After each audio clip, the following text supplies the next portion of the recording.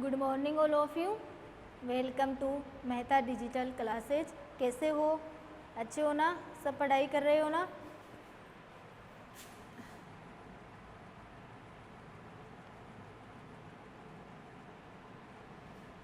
Class 11 हुई chapter number 2 और chapter का नाम है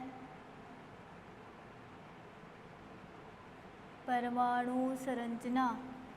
चैप्टर का नाम क्या है? परमाणु संरचना। देखो, आप पिछली क्लास में कक्षा का नाम आ गया, पिछली क्लास में आपने बोर की कक्षाओं की गणना की थी। बोर की कक्षाओं की गणना में आपने एक गणना कर ली थी, त्रिज्या की गणना। किसी बोर कक्ष की बोर त्रिज्या का परिकलन किया था कि नहीं किया था? जिसमें आपके पास r बराबर आया था 0.529 गुणा n स्क्वायर बटा z एंगस्ट्रॉन। आज देखो, अपन बोर की कक्षा में इलेक्ट्रॉन के वेग का परिकलन करेंगे। बोर की कक्षा में तो आपका टॉपिक है बोर की कक्षा में या बोर के कक्ष में, किसी बोर कक्ष में लिख दो। किसी बोर कक्ष में, बोर कक्ष में इलेक्ट्रॉन के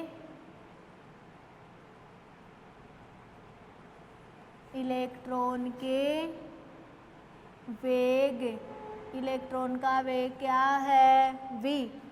इलेक्ट्रॉन के वेग का परिकलन, इलेक्ट्रॉन के वेग का क्या करोगे? परिकलन। पिछली क्लास में आपने त्रिज्या का परिकलन किया था और इस क्लास में आप क्या करोगे? किसी बोर कक्ष में इलेक्ट्रॉन के वेग का परिकलन, यानी आप क्या निकालोगे? v निकालोगे। ठीक है ना? अब देखो, नील्स बोर की पहली अवधारणा के अनुसार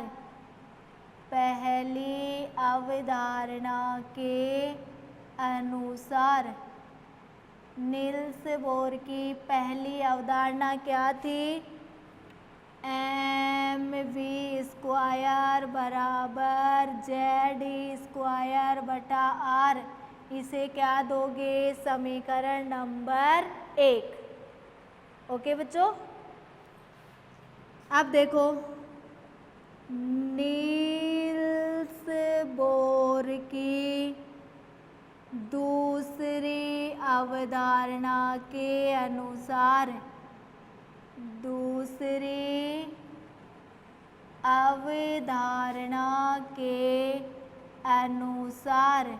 बोलो, नील्स बोर की दूसरी अवधारणा क्या थी? mv r बराबर nh बटा 2 पाई। मैंने आपको पिछली क्लास में भी बताया था, अगर त्रिज्या करनी हो तो v और v करना हो तो r, तो यहाँ पे किसके बराबर करोगे? r के बराबर। r बराबर nh बटा 2 पाई mv। इसे क्या दे दोगे? समीकरण नंबर 2। ओके बच्चों, नील्स बोर की पहली अवधारणा थी इलेक्ट्रॉन नाभिक के चारों ओर उन्हीं कक्षाओं में चक्कर लगाते हैं। पहली अवधारणा थी इलेक्ट्रॉन नाभिक के चारों ओर जब वर्ताकार पथ में चक्कर लगाते हैं तो कितने बल कार्य किए थे? 2 बल कार्य किए थे। कौन कौन से? अपकेंद्रीय बल और अभिकेंद्रीय बल। ये दोनों बल एक दूसरे के विपरीत परंतु कैसे थे? समतुल्य थे। अपकेंद्रीय बल बराबर आपने किया था mv स्क्वायर बटा r और अभिकेंद्रीय बल बराबर आपने किया था ZE² बटा R²। फिर उन दोनों को बराबर करके सॉल्यूशन निकाला था तो आपके पास आया था mv² बराबर ZE² बटा R। आया था कि नहीं आया था? जहाँ m बराबर आपने किया था इलेक्ट्रॉन का द्रव्यमान, v बराबर किया था इलेक्ट्रॉन का वेग, z बराबर किया था परमाणु क्रमांक, e बराबर किया था इलेक्ट्रॉन का आवेश और r बराबर किया था नाभिक तथा इलेक्ट्रॉन के बीच की दूरी। किया था ना? अब देखो, नील्स बोर की दूसरी अवधारणा के अनुसार, नील्स बोर की दूसरी अवधारणा के अनुसार इलेक्ट्रॉन उन्हीं कक्षाओं में चक्कर लगाते हैं जिनके कोणीय संवेग का मान NH बटा 2 पाई का क्या था? पूर्ण गुणज था। कोणीय संवेग क्या किया था? mvr बराबर NH बटा 2 पाई। r बराबर करोगे तो NH बटा 2 पाई mv, समीकरण नंबर 2। ओके बच्चों, अब देखो यहाँ पे आओ आप,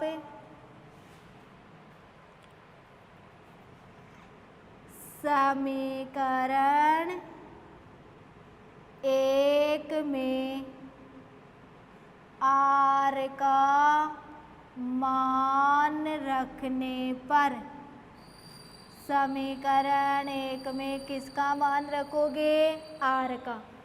समीकरण 1 आपके पास है mv² बराबर ZE² बटा r का मान आपके पास क्या आया है? NH बटा 2 पाई mv। आया है कि नहीं आया? r का मान क्या था? NH बटा 2 पाई mv। अब देखो गुणा कर लो, mv² NH बराबर ZE² 2 पाई mv, mv² NH बराबर ZE² 2 पाई mv।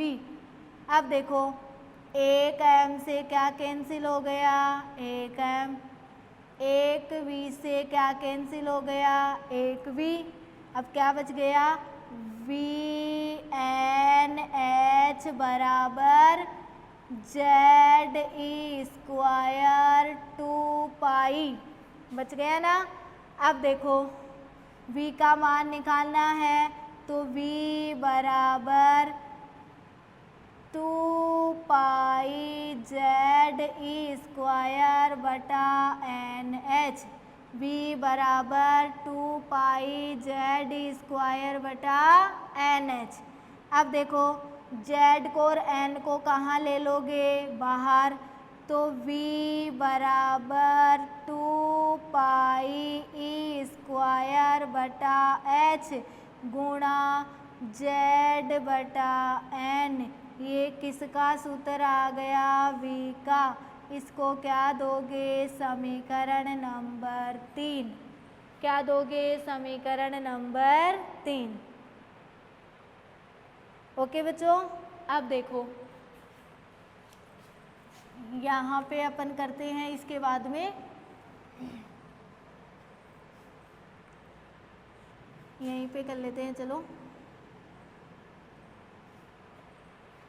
यहाँ पे देखो v बराबर 2 पाई E² आया है ना? आप सबको h का मान पता है। v बराबर 2 गुणा 3.14 गुणा 4.8 गुणा 10 की पावर -10 का स्क्वायर बटा 6.626 गुणा 10 की पावर -27 गुणा z बटा n, z बटा n। इन सब को सॉल्यूशन करोगे तो आपके पास आएगा v बराबर 2.186 गुणा 10 की पावर 8 गुणा Z/n सेंटीमीटर पर सेकंड। ये किसका सॉल्यूशन निकल गया? बी का। ओके बच्चों, तो आपको याद क्या करना है? v बराबर 2.186 गुणा 10 की पावर 8 गुणा Z/n सेंटीमीटर प्रति सेकंड। सेंटीमीटर प्रति सेकंड। तो देखो, किसी बोर कक्ष में इलेक्ट्रॉन के वेग का क्या कर रहे हो? परिकलन कर रहे हो। नील्स बोर की पहली अवधारणा के अनुसार mv² बराबर Z²/r। इसको समीकरण नंबर क्या दोगे? 1। नील्स बोर की दूसरी अवधारणा के अनुसार mvr बराबर nh/2 r बराबर nh/2 mv। समीकरण नंबर 2। समीकरण 1 में किसका मान रखोगे? r का मान। समीकरण 1 आपके पास है mv² बराबर Z²/r। तो mv² बराबर Z²r का मान क्या है? nh/2 mv, जो आपने यहाँ लिख दिया है nh/2 mv। गुणा कर लो। mv² nh बराबर Z²/2 mv। एक m से क्या कैंसिल हो गया? एक m। एक v से क्या कैंसिल हो गया? एक v। तो आपके पास बच गया v nh बराबर Z²/2। किसका परिकलन कर रहे हो? v का। तो v बराबर 2πZe²/nh। v बराबर z और n को कहाँ निकाल लोगे? बाहर। तो v बराबर 2πe²/h गुणा Z/n। समीकरण नंबर 3। ये किसका सूत्र आ गया? v का। अब देखो, मान रखने पर v बराबर 2, पाई का मान कितना है? 3.14 गुणा e का मान कितना है? 4.8 गुणा 10 की पावर -10 का स्क्वायर लग रहा है e के, तो स्क्वायर कर दो। h का मान कितना है? 6.626 गुणा 10 की पावर -27 गुणा Z/n। इनको सोल्व किया तो आपके पास क्या आया? v बराबर 2.186 गुणा 10 की पावर 8 गुणा Z/n सेंटीमीटर प्रति सेकंड। ये किसका मान आ गया? v का। ओके बच्चों, तो r का मान तो आपके पास आया था 0.529 गुणा n² एंगस्ट्रॉन। उसे आपने न्यूमेरिकल भी सोल्व किए हैं और स्थितियाँ भी की है। और v का मान आपके पास आया है 2.186 गुणा 10 की पावर 8 गुणा Z/n सेंटीमीटर प्रति सेकंड। ओके, अब आप किसी बोर कक्ष में इलेक्ट्रॉन के वेग के परिकलन की स्थितियाँ करोगे। क्या करोगे? स्थितियाँ। तो देखो, पहले नोट करो इसको।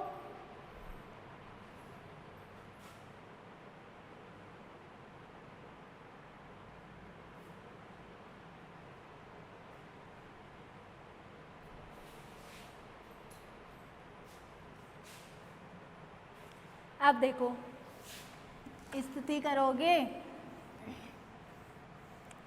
वही स्थिति नंबर फर्स्ट करोगे आप।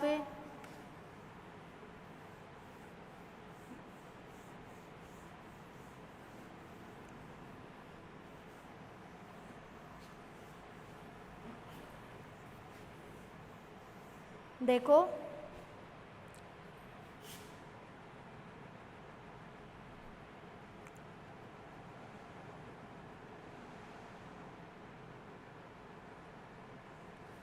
स्थिति नंबर फर्स्ट करोगे,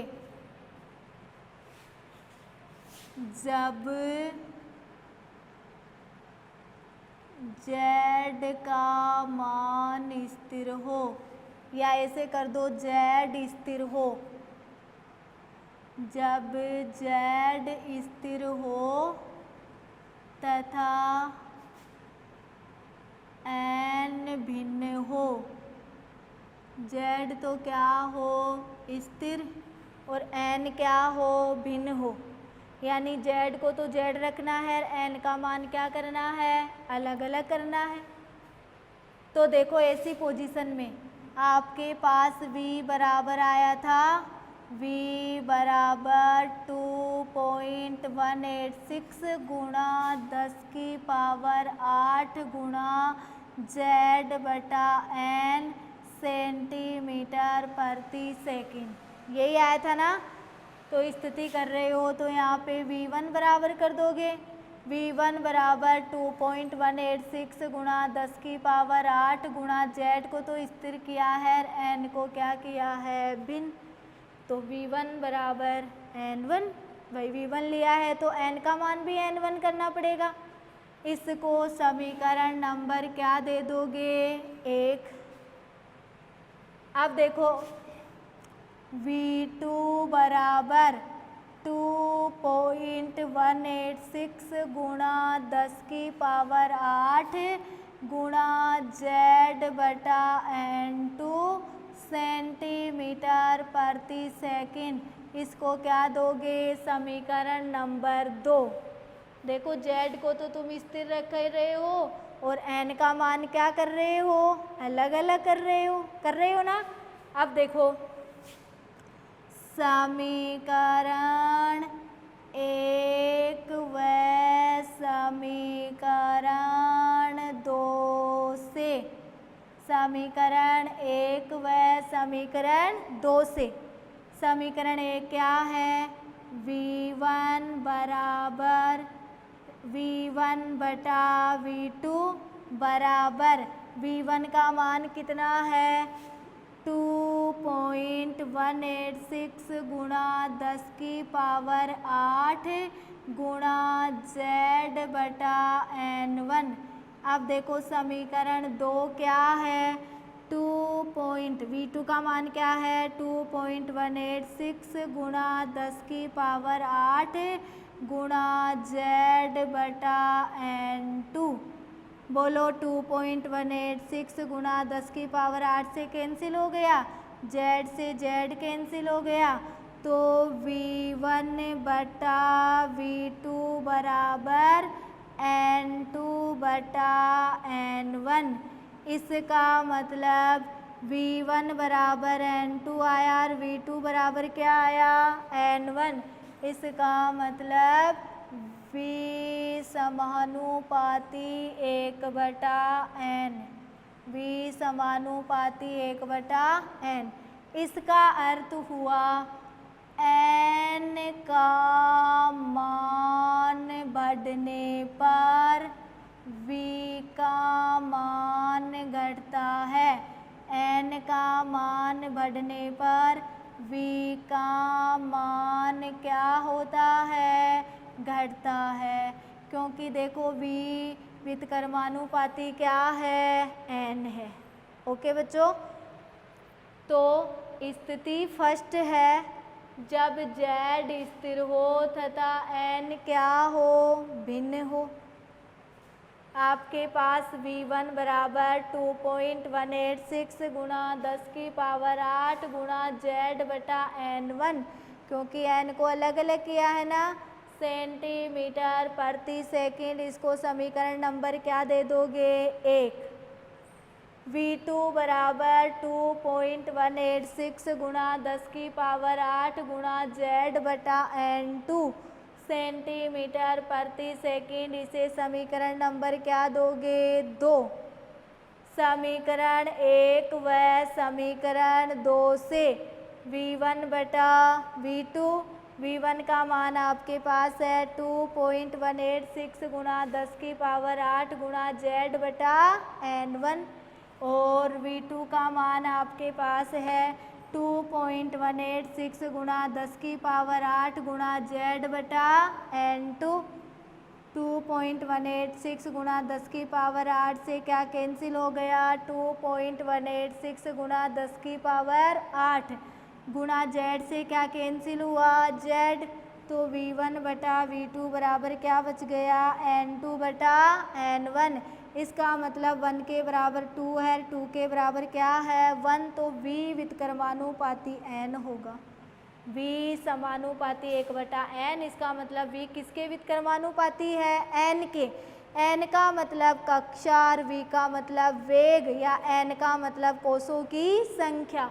तो n का मान बढ़ने पर v का मान क्या होता है, घटता है।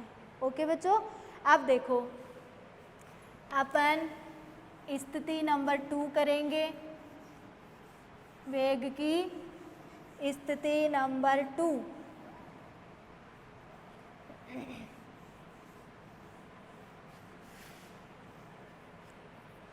देखो स्थिति नंबर 2, और स्थिति नंबर 2 में करोगे जब z भिन्न हो, z भिन्न हो तथा n स्थिर हो। z को तो क्या करना है, भिन्न करना है, और n को क्या रखना है, स्थिर रखना है। स्थिति फर्स्ट में z को तो क्या रखे थे, स्थिर, और n को क्या किए थे, भिन्न किए थे। तो देखो v1 बराबर 2.186 गुणा 10 की पावर 8 गुणा z बटा n होता है, तो z को भिन्न किया है तो z1 सेंटीमीटर प्रति सेकंड। इसको समीकरण नंबर क्या दे दोगे, 1। v2 बराबर 2.186 गुणा 10 की पावर 8 गुणा z2 बटा n सेंटीमीटर पर सेकंड। इसे समीकरण नंबर क्या दोगे, 2 दोगे।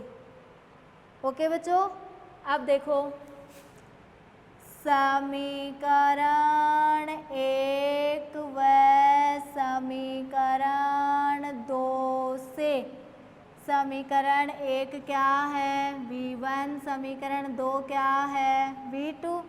तो v1 बटा v2 बराबर 2.186 गुणा 10 की पावर 8 गुणा z1 बटा n।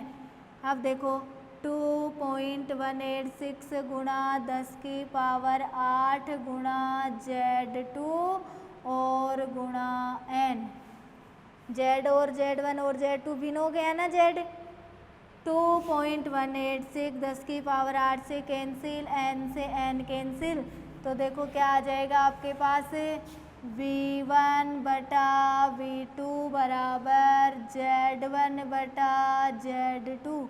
आया कि नहीं आया, इसका मतलब 1 के बराबर 1 और 2 के बराबर 2, तो v समानुपाती क्या आ गया, z आ गया। ओके बच्चों, इसका मतलब z का मान बढ़ने पर, z का मान बढ़ने पर v का मान घटता है। z का मान बढ़ेगा तो v का मान क्या होगा, z का मान बढ़ने पर v का मान भी क्या होता है, बढ़ता है। z का मान बढ़ने पर v का मान क्या होता है, बढ़ता है। ओके बच्चों, तो देखो स्थिति 2 थी जब z भिन्न हो और n क्या हो, स्थिर हो। तो v1 बराबर 2.186 गुणा 10 की पावर 8 गुणा z1 अपॉन n सेंटीमीटर प्रति सेकंड। v2 बराबर 2.186 गुणा 10 की पावर 8 गुणा z2 बटा n। n स्थिर है, z क्या है, भिन्न है। समीकरण 1 व समीकरण 2 से v1 बटा v2 बराबर 2.186 गुणा 10 की पावर 8 गुणा Z1 अपॉन n, V2 का मान 2.186 गुणा 10 की पावर 8 गुणा Z2 अपॉन n। 2.186 गुणा 10 की पावर 8 से 2.186 गुणा 10 की पावर 8 कैंसिल है, n से n कैंसिल है, तो V1 बटा V2 बराबर Z1 बटा Z2। इसका मतलब V1 के बराबर Z1 है और V2 के बराबर Z2 है, तो V समानुपाती Z। Z का मान बढ़ने पर V का मान भी क्या होता है, बढ़ता है। पहले वाले में व्युत्क्रमानुपाती आया था, तो n का मान बढ़ने पर v का मान क्या हो रहा था, घट रहा था। ओके बच्चों, अब देखो मैं इस पे आपको क्वेश्चन करवाती हूँ, पहले नोट करो इसको।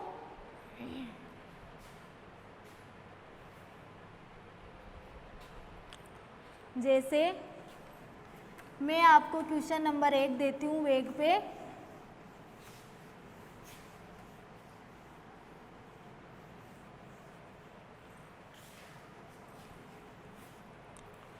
वेग पे आपका क्वेश्चन नंबर 1 है,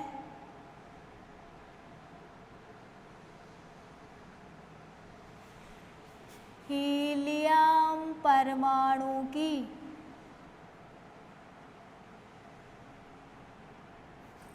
द्वितीय बोर कक्षा में या द्वितीय बोर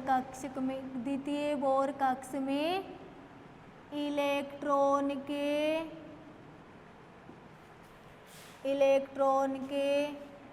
वेग का परिकलन कीजिए।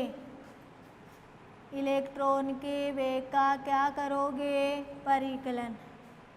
तो सबसे पहले हीलियम परमाणु की द्वितीय बोर कक्ष में इलेक्ट्रॉन के वेग का क्या करना है, परिकलन। इसका मतलब वेग का सूत्र याद करना पड़ेगा आपको, क्या आया था।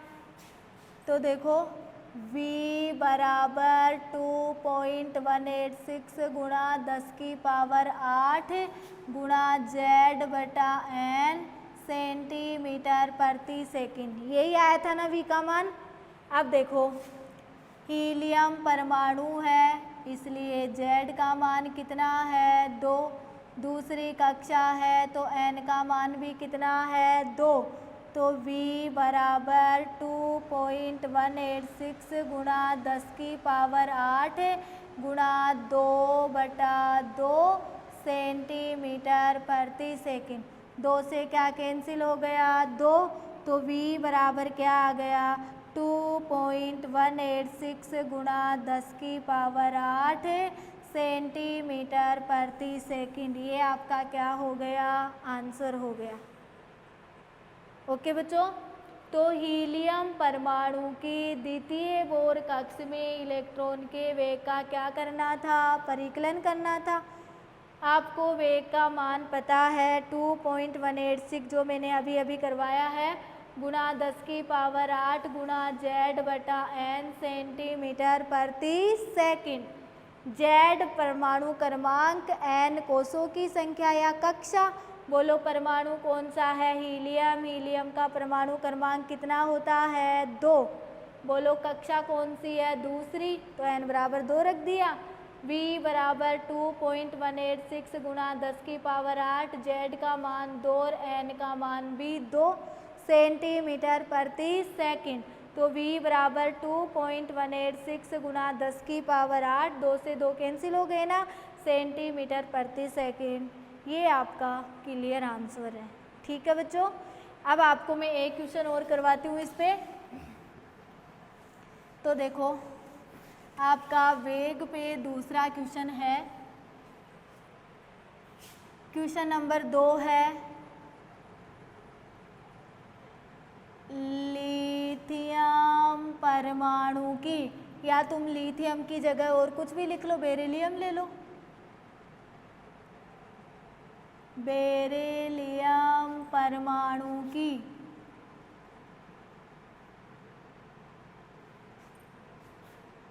चौथी बोर कक्ष में इलेक्ट्रॉन के, चौथी बोर कक्ष में इलेक्ट्रॉन के वेग का परिकलन कीजिए। इलेक्ट्रॉन के वेग का परिकलन कीजिए। ठीक है बच्चों, वही वेग का सूत्र लगाना है आपको। v बराबर 2.186 गुणा 10⁸ गुणा z बटा n सेंटीमीटर प्रति सेकंड। v बराबर, अब देखो आपके पास z बराबर परमाणु क्रमांक कौन सा परमाणु है? बेरिलियम। बेरिलियम का परमाणु क्रमांक 4। कौन सी कक्षा है? चौथी, तो n बराबर 4। तो v बराबर 2.186 गुणा 10⁸ गुणा 4 बटा 4 सेंटीमीटर प्रति सेकंड। बोलो 4 से क्या कैंसिल हो गए? 4। तो v बराबर 2.186 गुणा 10⁸ सेंटीमीटर प्रति सेकंड।